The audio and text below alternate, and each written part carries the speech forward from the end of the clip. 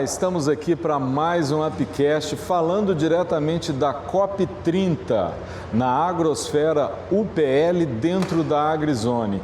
E hoje a gente tem dois convidados muito especiais, dois profissionais que fazem aí a conservação florestal. Eu tenho o prazer de falar hoje aqui do meu lado direito a Luciana Pereira. Tudo bem, Luciana? Tudo bem, obrigada pelo convite.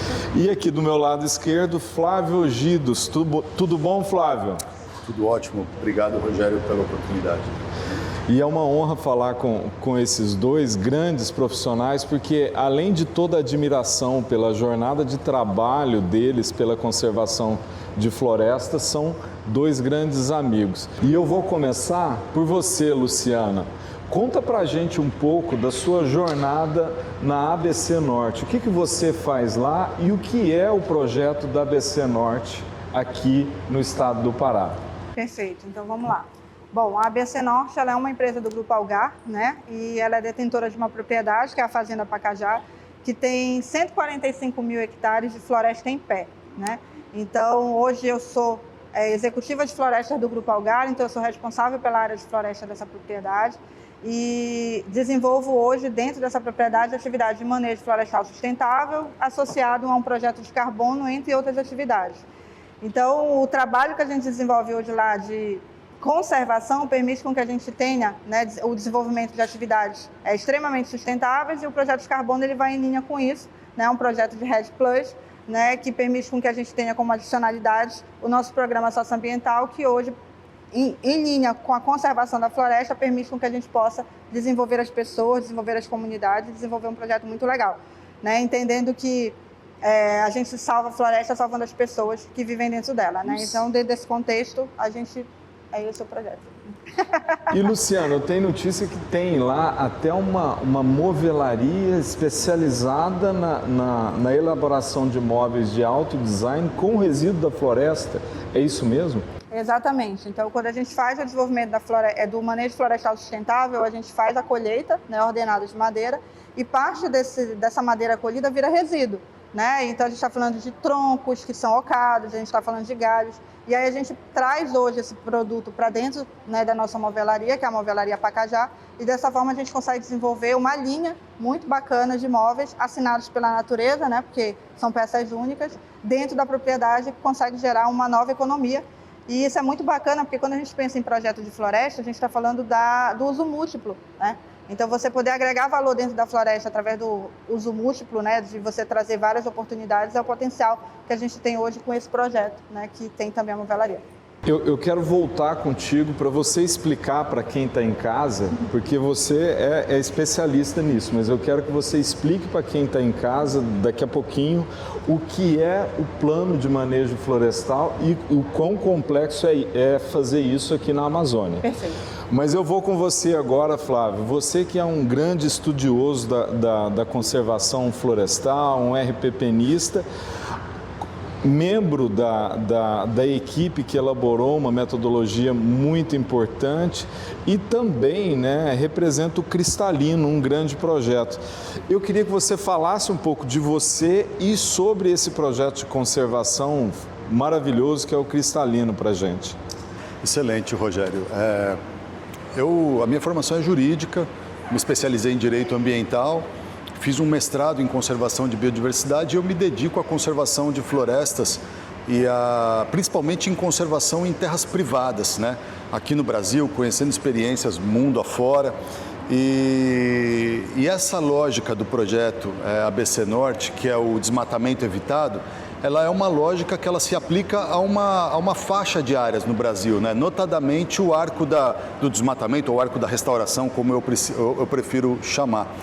E a gente tem uma situação onde o mercado de carbono, que é o principal veículo de financiamento da conservação, ele acaba não chegando a proprietários particulares de terra que fazem a conservação em outras regiões, Brasil afora, tanto no coração da Amazônia quanto nos outros biomas fora do arco, né, da restauração. Então, o nosso esforço, e isso foi um processo de alguns anos, né, foi trabalhar no desenvolvimento de uma metodologia que permitisse a geração de créditos de carbono, onde houvesse a conservação de florestas maduras fora do arco da restauração.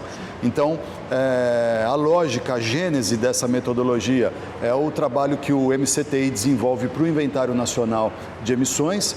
A gente calcula a remoção, ou seja, a gente calcula o incremento do estoque de carbono anual que essas florestas realizam e acaba conseguindo gerar esse crédito de carbono. Então, ano a ano, a existência de uma floresta madura, o crescimento dessa floresta, enraizamento, a transferência do carbono para outros ciclos, como o ciclo do solo, isso tem um delta positivo, ele remove carbono e é essa a estrutura da metodologia que a gente validou na Social Carbon e é essa metodologia que serviu de base para o projeto Cristalino. Flávio, eu queria que você explicasse para o pessoal que está em casa um pouco sobre o projeto do Cristalino, que é um dos primeiros projetos do Brasil a usar essa metodologia que a gente chama, né, de Social Carbon 003, mas fala para quem está em casa um pouco sobre o projeto e de maneira bem acessível como é que funciona a metodologia lá dentro. Legal, Rogério. O Cristalino é um projeto de conservação que já existe há muitos anos, é uma referência para o Brasil e para o mundo. E é um projeto que ele foi estruturado com base num hotel. Então, você tem ali o Cristalino Lodge, que é um hotel de selva, um hotel de luxo na selva, em alta floresta. Eles têm uma reserva que protegem cerca de 7 a 10 mil hectares, tem algumas áreas adjacentes ali que também são protegidas pelo grupo. E eles fazem o turismo internacional. Então, os turistas que vão para lá, eles têm uma taxa que eles pagam. Essa taxa, ela é direcionada para a Fundação Ecológica Cristalino e a Fundação Ecológica Cristalino faz a gestão de 4 RPPNs que eles mantêm ali naquela região.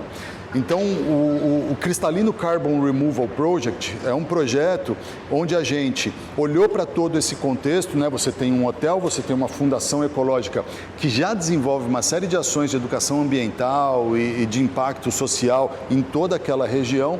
E o Cristalino Carbon Removal é o projeto de conservação que entra como mais uma camada para otimizar todos esses esforços e esses recursos que são envidados ali na região pela Fundação Ecológica Cristalino, fazendo a geração de crédito de carbono pela conservação da floresta.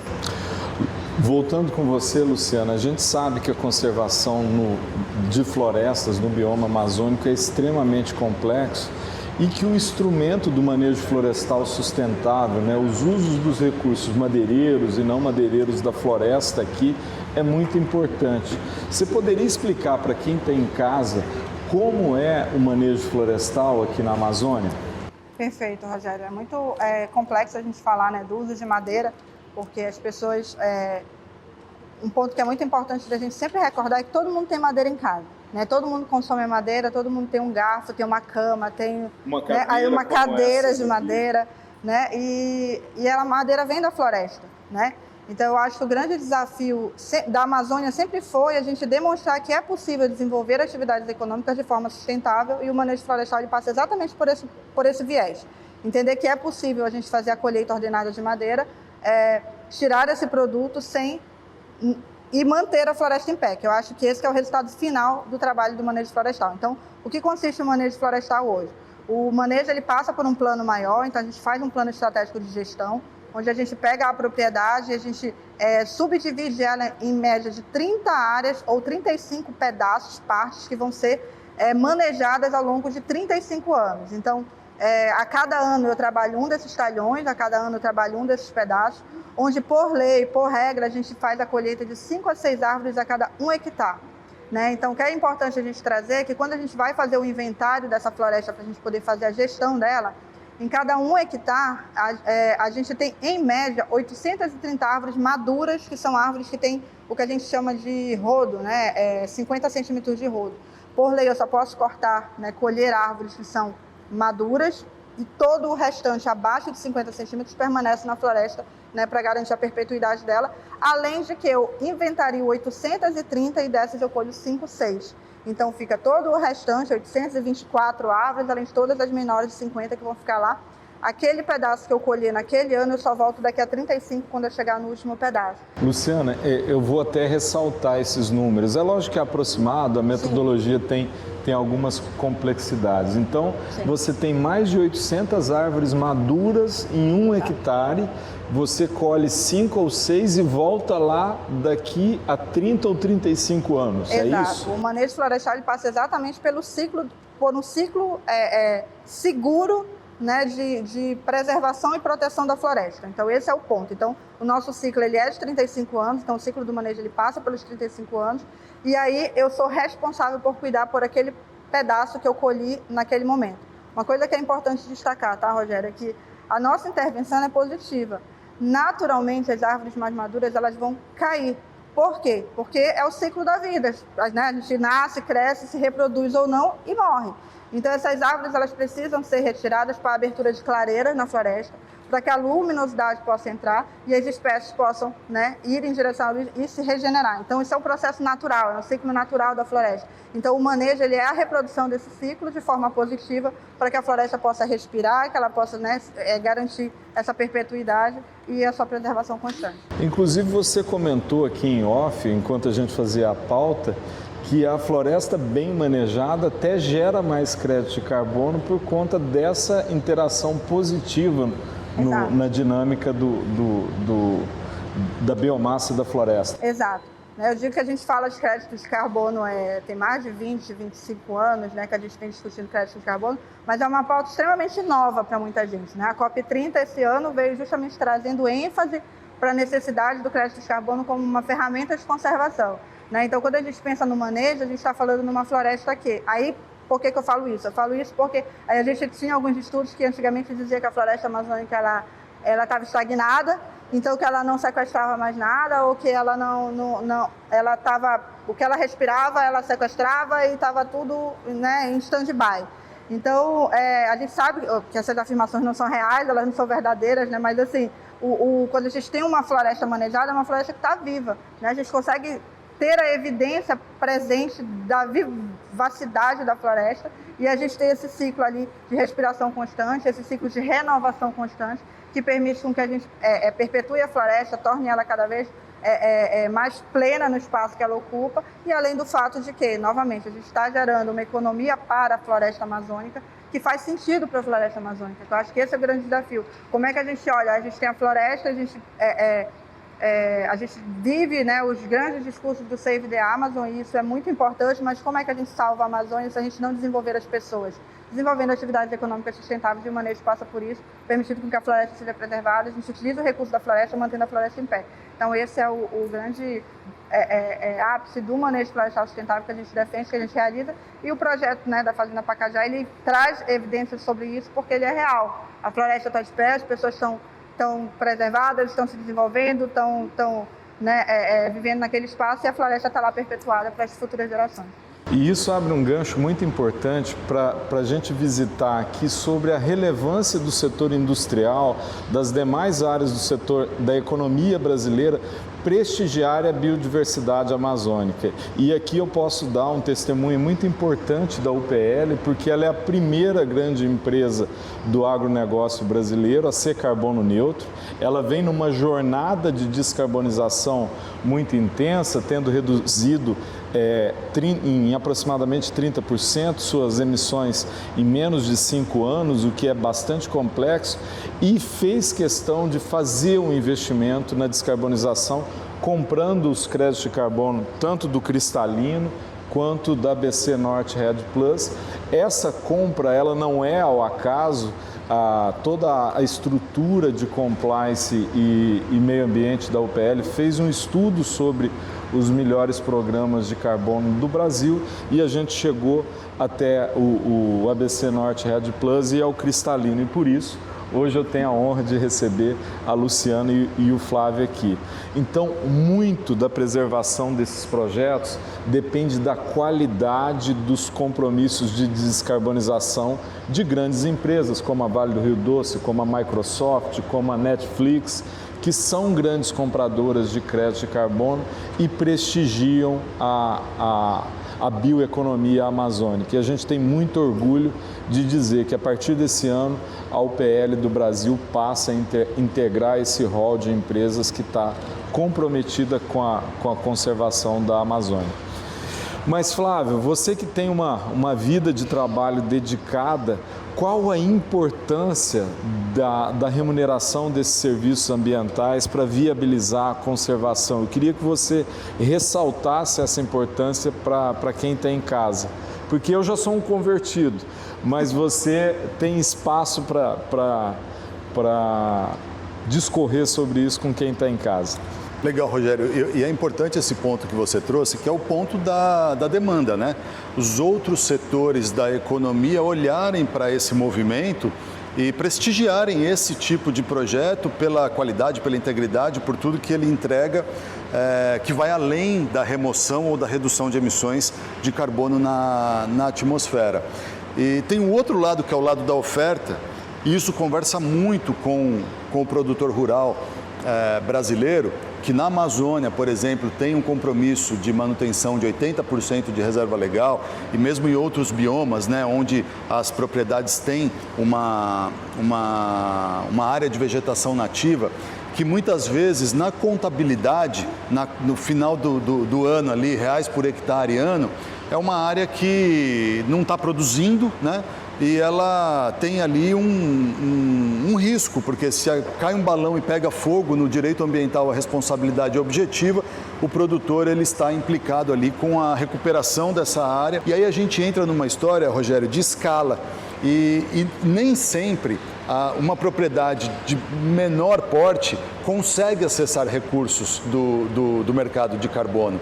E essa metodologia 03 e outras iniciativas que a gente está vendo aqui na COP, que também estão surgindo, elas começam a trazer uma perspectiva, uma possibilidade de ingresso dentro para esse mercado, de acesso a esse recurso pela conservação.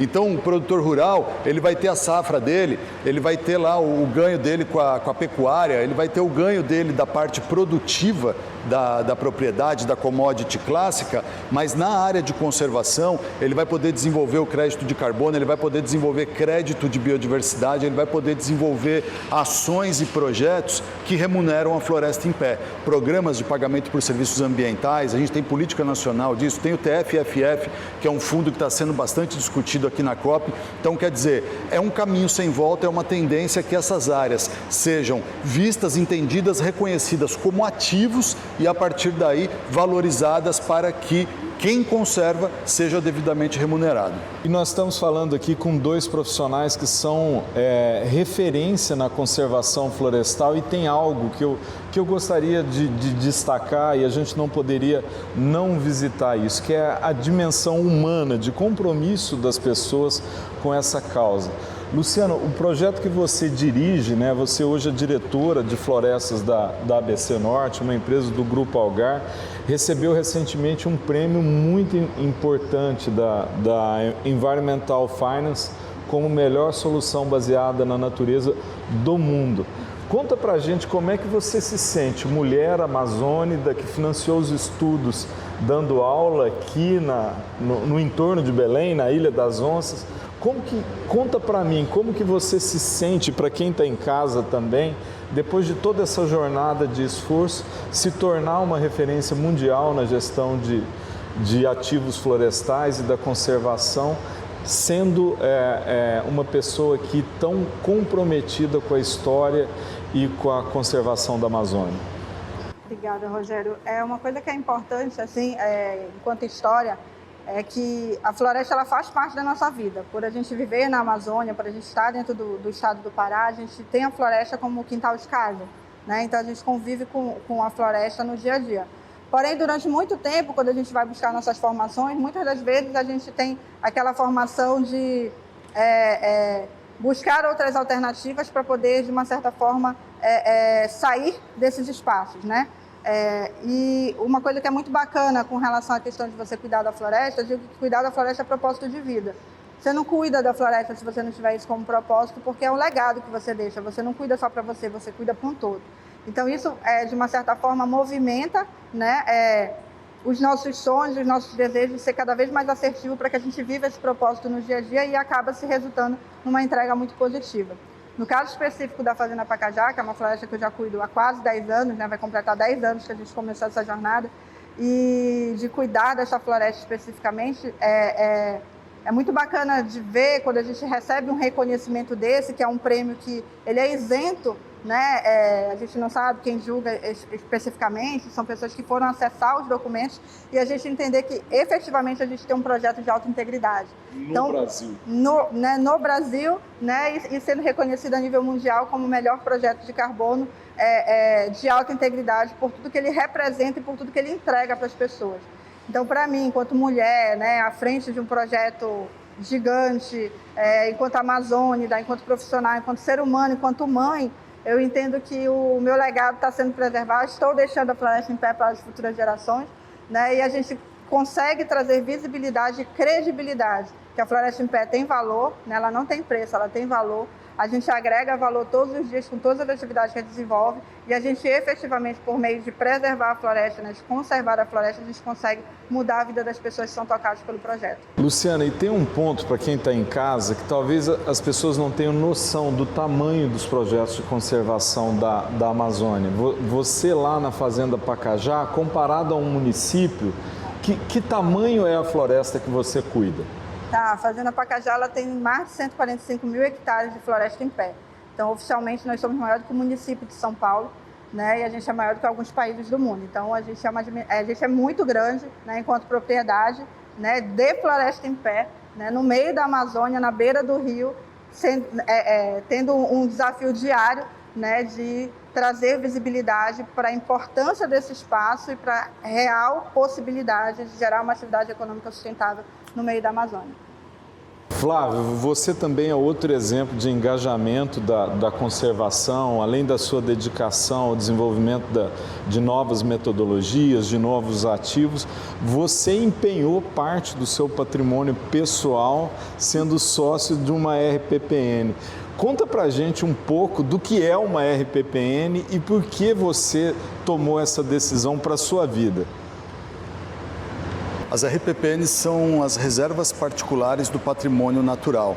É uma categoria de unidade de conservação, assim como um parque nacional, uma estação ecológica, e é a única categoria dentro das 12 categorias do SNUC, né, do Sistema Nacional de Unidades de Conservação, que pode ser criada voluntariamente por um particular com propriedade particular e gestão particular, né? As demais categorias, elas são de iniciativa pública. Podem até acontecer em cima da propriedade privada, aí pode ter desapropriação ou não, mas é a única categoria de unidade de conservação privada que a gente tem no Brasil. Eu me formei em 2000 e pouco, atuei como voluntário durante muitos anos e no meu voluntariado eu conheci as RPPNs. E aí, dentro do grande leque do direito ambiental, eu já estava mais inclinado a trabalhar com a agenda verde, né, de conservação. E quando eu conheci esse cantinho dessa agenda verde, que são as RPPNs, os RPPnistas, que eu entendi pela primeira vez, eu falei, não, peraí, você voluntariamente pegou sua propriedade, averbou na matrícula para conservação em caráter perpétuo, gerando autolimitações para você mesmo, é isso? Aí, tipo, você é um ET, né? E aí eu comecei a entender e conhecer essas pessoas. E eu fiquei, Rogério, uns 15 anos trabalhando voluntariamente nesse movimento RPPnista, até que eu venho de uma família simples, enfim, não tenho patrimônio.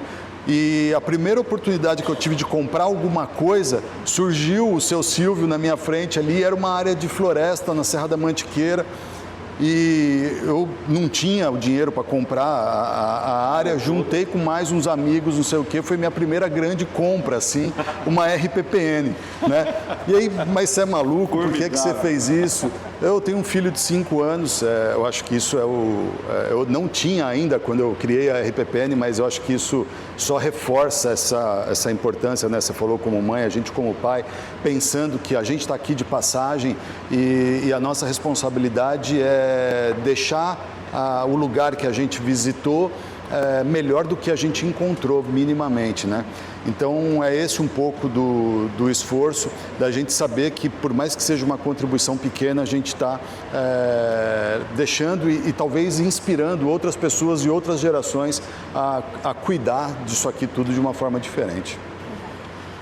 Esse é um ponto muito importante da gente visitar, né? A gente falou sobre a sensibilização de todos os setores, mas por trás das empresas a gente tem pessoas, né? Quem gere as empresas são pessoas. E nós da UPL temos muito orgulho de ter escolhido, né, esses dois projetos, o Cristalino e o ABC Norte Red Plus, para a primeira neutralização da UPL. Hoje a gente é carbono neutro pela aquisição desses créditos e valorização desses ativos da bioeconomia, porque quando a gente faz uma pesquisa para habilitar projetos que sejam viáveis para neutralização, a gente precisa escolher os melhores projetos. E, sem dúvida, por trás de um grande projeto tem que ter um grande gestor, tem que ter uma grande gestora, tem que ter grandes pessoas. E a gente fica muito feliz de ter a oportunidade de estar aqui com vocês, demonstrando que, além de um patrimônio da bioeconomia, de muita biodiversidade, esses projetos têm excelentes pessoas. Num momento muito simbólico aqui na COP30, e já encaminhando para o final, eu vou pedir para cada um de vocês deixar uma mensagem. Hoje falamos aqui de Belém, a primeira COP no Brasil, e eu gostaria de pedir para cada um de vocês, começando por você, Flávio, uma mensagem final para quem nos assiste sobre a importância desse momento para o Brasil e para a conservação, para a valorização da nossa bioeconomia. Eu acho que a mensagem é de esperançar, né? Eu ouvi, acho que foi o Cortella uma vez que falou da esperança, não como um substantivo, mas como um verbo de ação, né? De esperançar. A gente está num momento muito importante da história da humanidade. Essa COP aqui no Brasil representa um marco histórico para os caminhos, para o que vai acontecer daqui 20, 30, 50 anos. Então, de fato, vai além de uma reunião, de uma cúpula de líderes. Existem assuntos sendo discutidos aqui que vão determinar rumos muito importantes para a humanidade. E tem muita coisa legal acontecendo e isso que enche a gente de combustível para continuar lutando. A gente vê tanta iniciativa como os nossos projetos, o trabalho que você vem fazendo na UPL, e basta visitar os estandes aqui, alguém lá na China fazendo alguma coisa, alguém lá nos Estados Unidos remando contra a maré do momento, alguém lá na Europa, a gente acabou de visitar um projeto de restauração, então tem muita coisa legal, e a hora que essa metade cheia do copo encher mais e tiver mais gente preocupada em fazer parte da solução, em agir em prol da solução, eu acho que a gente começa a esvaziar a outra metade vazia e a gente começa a virar o jogo. A transição energética está aí para mostrar isso, é possível, né? Então, tecnologia, inteligência artificial, são coisas que estão à nossa disposição e se a gente souber usar bem isso, a gente consegue, a gente vai ter um impacto ainda de efeito acumulado de alteração climática, mas eu acho que é possível e é isso que me faz levantar da cama todo dia com otimismo e garra para seguir lutando, né? Então acho que a mensagem é essa, esperançar. E Luciana, você como mãe, mulher, engenheira florestal, mestra nesse assunto e mulher amazônida, como que você vê esse momento da COP aqui no seu quintal? Porque você sempre trouxe esse orgulho de ser paraense, de ser daqui. Como é que você vê esse momento e que mensagem você deixa para quem está em casa? Bom, Rogério, eu digo que é muito simbólico esse movimento e esse momento que a gente vive enquanto COP30 aqui dentro do estado do Pará e na cidade de Belém, porque ao mesmo tempo que a gente a gente está trazendo as pessoas para dentro da nossa casa para mostrar para elas que durante toda a vida a gente já está protegendo a floresta, a gente já está preservando a biodiversidade que isso não é novo. Para a gente, isso faz parte do que a gente é enquanto ser humano, enquanto existência dentro do norte do país. Né? Então, para a gente é muito simbólico ter esse momento aqui, para mim, como ser humano, como profissional, como mãe, é muito simbólico, porque um dos primeiros conceitos que eu aprendi na engenharia florestal, quando me falaram de manejo, parecia, e no mestrado eu ouvi muito sobre o termo piegas, né? Quando a gente falava de sustentabilidade, que estava relacionado à preservação da floresta para a partir do uso múltiplo para gerações futuras. E aí, na tríade da sustentabilidade, a justiça social, a viabilidade econômica, né, e a retidão ambiental. Então, quando a gente pensa nesses conceitos de modo geral, para as pessoas pode parecer muito piegas, mas para a gente faz muito sentido, porque a gente vive isso no dia a dia. Né? A gente, enquanto empresa, enquanto grupo, a gente tem um propósito de ser gente servindo gente. Eu costumo dizer que a gente não serve as pessoas, a gente não salva a floresta se a gente não salvar as pessoas, se a gente não servir as pessoas.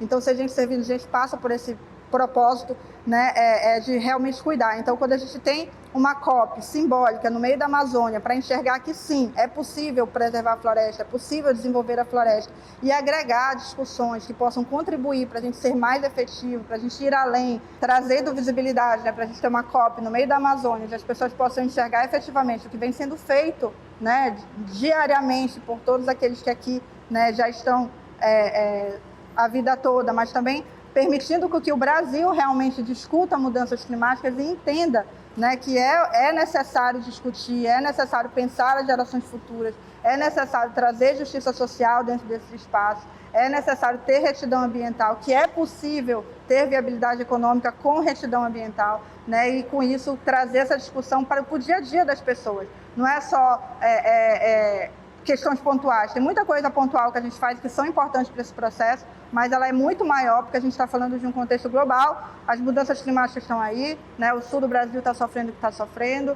não é à toa. Então, se a gente poder trazer isso para cá para dentro e ver todo mundo falando da COP, né? Todo mundo discutindo isso internamente, a conseguir refletir, né? E dentro da Amazônia, que é muito simbólico, por tudo que a Amazônia representa para o planeta e por tudo que a gente representa, né? Enquanto sociedade amazônica, para o planeta, enquanto justiça social e desenvolvimento efetivo de preservação da floresta amazônica. Então, e das florestas como um todo, eu tenho muito orgulho de estar sentado hoje aqui com o Flávio. A gente já se conhecia por conta da necessidade de discutir questões de conservação, de falar de carbono, de projetos de carbono, e entender que a gente está buscando soluções para todos os biomas possíveis, né, para efetivamente representar e trazer visibilidade e clareza num evento como esse, que sim, a gente pode ter uma economia verde, sustentável, que gera economia e renda, desenvolve as pessoas e salva o planeta. Então, é isso que a gente traz aqui e essa é a mensagem que eu deixo também, que é possível, que a gente acredita e que a gente vai continuar lutando e que as gerações futuras, nossos filhos,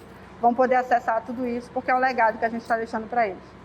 Olha, eu não tenho como agradecer a vocês dois, Flávio e Luciana, por esse momento fantástico. Receber vocês aqui na Agrosfera, representando a UPL, dentro da COP, pessoas que dedicam a vida, o patrimônio, a energia e tudo aquilo que tem de melhor para a conservação da floresta e fazendo isso de uma maneira construtiva e duradoura. Não adianta tentar fazer sustentabilidade só com princípios. É preciso entender que há necessidade de haver um lastro econômico, um lastro social por trás disso. E você, Flávio, você, Luciana, são exemplos de inspiração de que a bioeconomia, a conservação da floresta pode se tornar um negócio justo e adequado a levar para as próximas gerações um mundo melhor. E nós da UPL ficamos extremamente honrados de recebê-los aqui no nosso podcast. Então, nos acompanhe pelas redes sociais, acompanhe o Cristalino pelas redes sociais, acompanhe a ABC Norte, o Grupo Algar e a Pacajá, a Movelaria pelas redes sociais. E ficamos por aqui. Um muito obrigado a cada um de vocês que acompanharam mais esse Upcast pela internet. Até a próxima!